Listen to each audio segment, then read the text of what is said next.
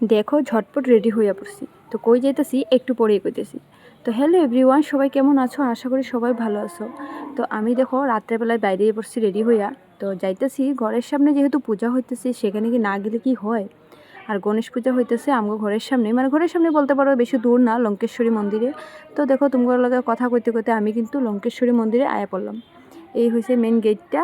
আর এখন কিন্তু খুব সুন্দর করছে, তোমরা দেখলেই বুঝতে পারবা খুব সুন্দর করছে। তো এই হয়েছে গেটটা, আর ভিতরটা দেখো তো এত সুন্দর করে সাজাইছে, মানে প্যান্ডেলটা খুব সুন্দর হয়েছে, খুব ভালো লাগতেছে। তো সবাই এখানে কিন্তু ফটোশ্যুটও উঠতেছে, আমিও উঠলাম। তো দেখো এখানে চারিদিকটা খুব সুন্দর হয়েছে, খুব ভালো, অনেক ভিড় হয়েছিল। আর এই যে দেখো আমি কিন্তু পুরা মানে সামনে যাইতেই পারি নাই, তোমরা দেখলে হয়তো বুঝতে পারবে এতটা ভিড়। আর অল্প দূরের থেকে দেখো ঠাকুরের দর্শনটা করাই নিলাম, গণেশ বাবারে।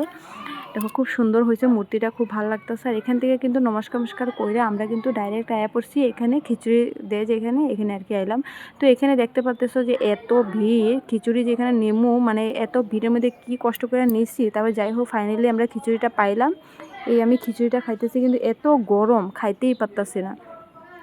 অল্প অল্প করে মানে আধা ঘন্টা লাগছে আমার খিচুড়িটা খাইতে, এতটা গরম আসলে। সবাই খাইয়া নিয়েছে কিন্তু আমার খিচুড়ির খাওয়া শেষ হইতেছিল না। তো ফাইনালি আমাদের সবটা মানে সবাই খাওয়া দাওয়াটা মানে খিচুড়ির খাওয়াটা কমপ্লিট হইলো। তো ভাবলাম মার লেগে একটু নিয়ে যাবো আর কি।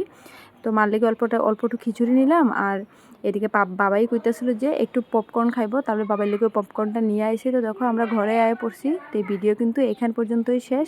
নেক্সট ভিডিওতে আবার দেখা হবে, এখনের লেগে বাই বাই।